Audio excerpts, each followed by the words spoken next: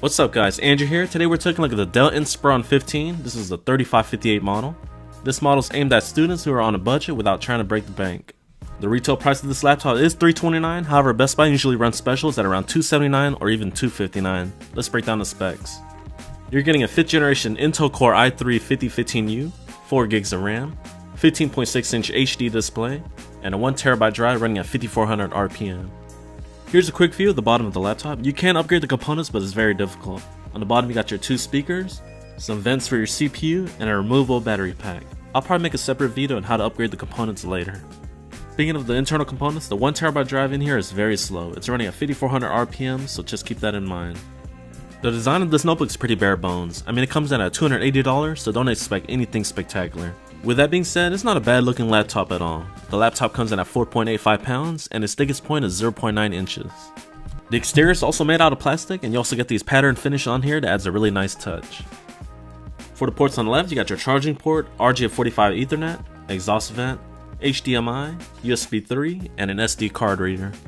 On the right side, you got your headset microphone jack combo, 2 USB 2s, a DVD drive, and your Kensington security lock slot. In terms of build quality, I was a bit disappointed in terms of display flex, especially towards the middle section. However, keyboard flex was good. To keep the prices low on this laptop, Dell decided to use the Intel Core i3-5015U, which is a Broadwell dual-core chip clocked at 2.1 GHz with no turbo. This chip's pretty capable and will be fine for many high school and college work courses. With this CPU, you're also getting the Intel HD Graphics 5500.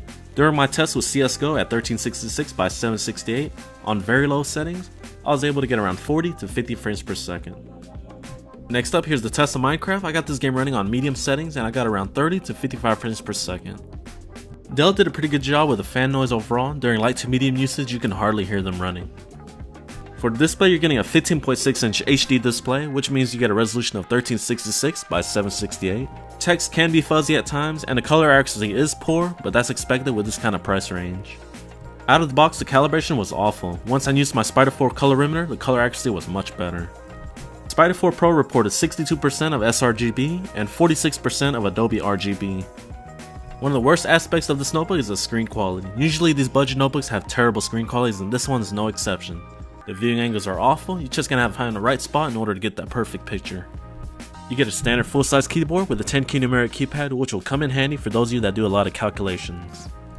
The key travel is short and the keys are a tad small, however the tactile feedback was great. While working on Microsoft Word, I didn't have any problems with speed or typos.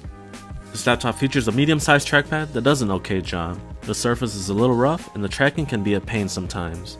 However, 2-finger scrolling and multi-touch was on point. Here's a quick test of the 720p HD webcam. Let me know what you guys think in the comments down below.